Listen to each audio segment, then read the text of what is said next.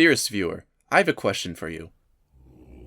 Did you ever hear the tragedy of the Thundercross split attack?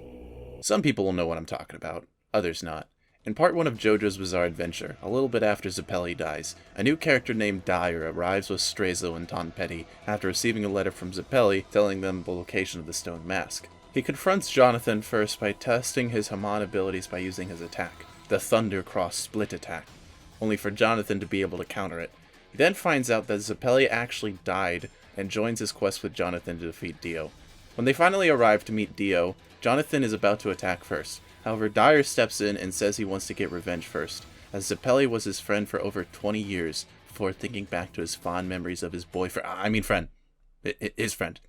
Clearly filled with both rage and sadness over this, he steps over to Dio to start the fight, and before Jonathan is able to warn him about Dio's ability, Dyer starts his Thundercross split attack. And all things seem to be going well, until Dio freezes his entire body before shattering him into a million pieces. Oops. Usually this is where the retelling of the tragedy ends.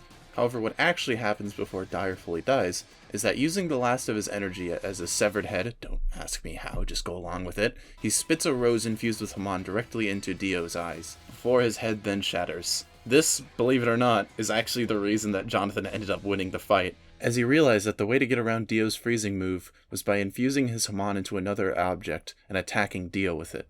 Therefore, none of the JoJo parts after this would have happened if it weren't for Dyer dying. Rest in peace, Dyer. You may have died as a meme, but you will always be a legend.